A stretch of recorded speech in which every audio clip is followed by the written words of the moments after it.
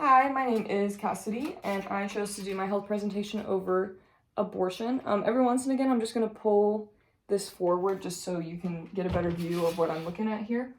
But yeah, so today I'm going to go into the healthcare of abortion, and I do know there's two sides, obviously. We have our pro-choice and our pro-life. I do personally fall under the pro-choice side of this, and I do believe this is obviously a healthcare issue, but a human rights issue as well. So just wanted to say that before we get into everything.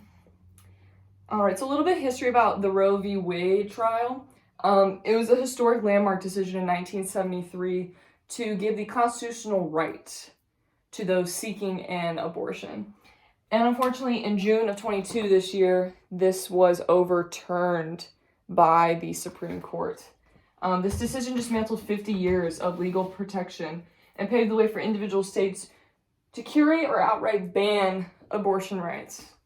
61% of American say it should be legal in all or most cases, while 37% say it should be illegal in all or most cases. So the public opinion is very high in it should be legal. However, even with that stat, the Supreme Court chose to overturn the ruling. And as you can see here, in 1973, we have women walking in the streets for their right to a safe abortion. And unfortunately, in 2022, we were right back where we were 50 years prior. So abortion is now illegal in 11 states, leaving those within those states without healthcare, millions without this care. It is illegal in Alabama, Arkansas, Idaho, Kentucky, Mississippi, Missouri, Oklahoma, South Dakota, Tennessee, and Texas. It is predicted that 4 other states will be joining them soon, including Florida, Indiana, Montana, and Nebraska. And I do think it is important to bring up that Missouri was a trigger state law, which means as soon as the Supreme Court overturned Roe v. Wade, abortion immediately became illegal within our state.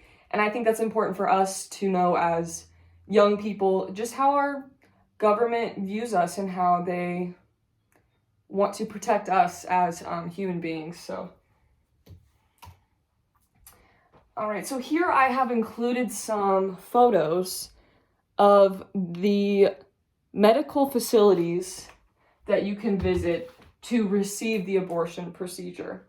I think it's very important to note that these are all medical settings with medical professionals. These people have gone to school for this. They know what they're doing. You are safe under their care.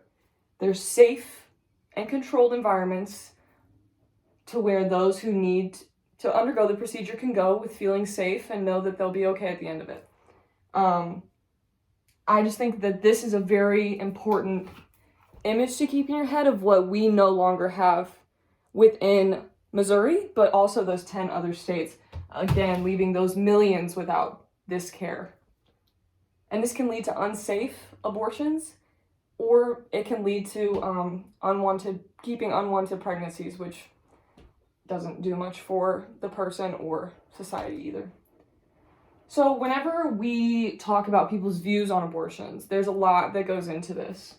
You can have their political identification, their gender, education, race, and religion can play a big role in how people view abortion.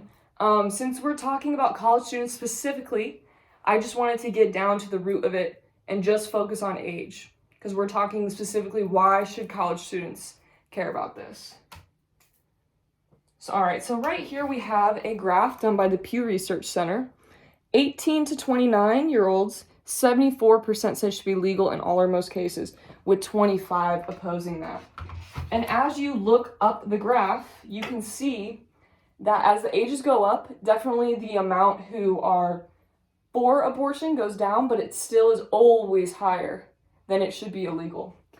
62% of current students and 55% of prospective students said they wanted to live in a state that was protected by the legal right to an abortion. 64% of current students and 59% of prospective students said they wanted to work in a state that protected the legal right to an abortion. So this is a very interesting stat to me, because I myself am a college student and I would 100% agree. I don't want to be somewhere that doesn't protect me, that I don't feel safe in. And other students feel the same. And I think that's very important to bring up. It's also those who are denied an abortion are almost 4 times more likely to fall below the poverty level. I think that's very important to note as well, because if we have the babies that we are legally at this point in Missouri are supposed to have, it puts not only the family but the baby at odds too to live below the poverty level. So it's really their choice and what they want to pursue in their life. So what is being done about this now? Obviously, after everything happened, we had a lot of marches and rallies, and those are still continuing to happen, of course. You have pro-choice websites and nonprofits that are up and running that really keep our voice going within this issue. And voting is extraordinarily important to keep the voices of those who are in favor of this healthcare out and about. And this woman has a very important sign. It says abortion is a healthcare. Healthcare is a human right, which I think is extraordinarily important to mention.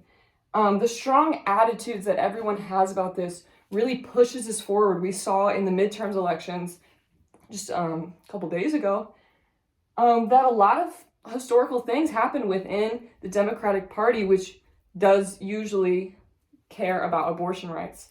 And I think it's very important that young people are going out and voting to try to get back our rights.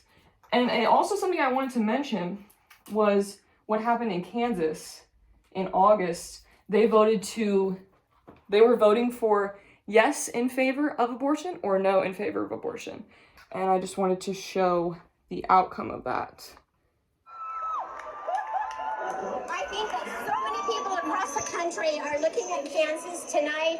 If we can do it here, we can really do it anywhere. Kansas has been historically conservative, but people are opening up more and more to different ideas and policies. In these days, everything that we do affects the younger generations. And if we don't get the correct laws into place now, there can be massive consequences later on for our younger generations. I have a daughter, and it's very important to me that if anything were unfortunately ever to happen to her, that if she were raped, if she had a pregnancy that didn't go according to plan, that she would have the option. All right, and that's one thing I just want to leave everyone off with is this affects us now, of course, but the future of what the United States look like, that affects everyone underneath of it. So we need to care about this healthcare issue because at the end of the day, it's a human rights issue as well. Thank you.